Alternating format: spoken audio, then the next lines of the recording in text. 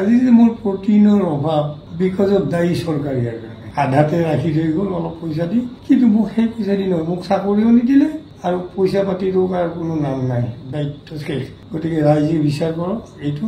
নমস্কাৰ।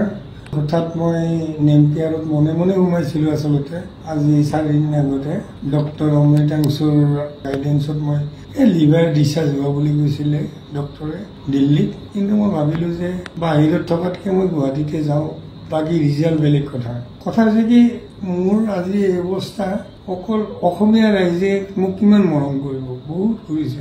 হঠাৎ শুনা পালোঁ মোৰ কোনোবাই প'জ দিছে, হয়ো মোৰ serious, extremely serious condition, liver ডিচাৰ্জিঙৰ পৰা গৈ আছিল।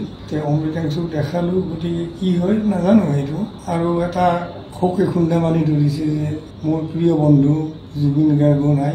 সেইও এটা কাৰণ, বিলুৰুবিন বাঢ়ি আছে, চকু দেখিলে গম পাব। মোক তাৰমানে এনেকুৱা জেগাত চৰকাৰ এখনে না মোক এটা চাকৰি দিলে বিমল বৰা ছাৰে, না মুখ্যমন্ত্ৰীক মই বহুতবাৰ, আজি যে মোৰ প্ৰটিনৰ অভাৱ বিকজ অফ দায়ী চৰকাৰীৰ কাৰণে প্ৰটিনো মোক আধাতে ৰাখি থৈ গ'ল অলপ পইচা দি, নিশ্চয় হেল্প কৰিছে, কিন্তু মোক সেই পইচা দি নহয়, মোক চাকৰিও নিদিলে আৰু পইচা পাতি ৰোগাৰ কোনো নাম নাই, দায়িত্ব শেষ। গতিকে ৰাইজে বিচাৰ কৰক এইটো। আৰু কৰি মই বাচি থাকিব লাগিলে চাকৰি এটা লাগিছিল। চাকৰিৰ সময়ত মই ইমান ক'লোঁ যে আজিলৈকে গুৰুত্ব প্ৰদান নকৰিলে মোক। গতিকে সেই ক্ষেত্ৰত অসমীয়া ৰাইজৰ কোনো হেৰি নাই, ইয়াতে দুখ নাই। তেওঁলোকে যিখিনি মৰম কৰে তাৰে মোক দিয়ে, কিন্তু কথা হৈছে কি চৰকাৰৰ তাত গধুৰ দায়িত্ব আছিল, তেখেতসকলে মোৰ বিষয়েও চিন্তা কৰিব লাগিছিল। এটলিষ্ট এটা চাকৰি মই কিমানবাৰ কৈছোঁ মোক নিদিলে। গতিকে অসমীয়া ৰাইজে বিচাৰ কৰিব ইয়াত। আৰু সেই দলৰে মানুহ মই, কিন্তু মোৰ বিষয়ে কোনো নাম নাই, কোনো কথা নাই।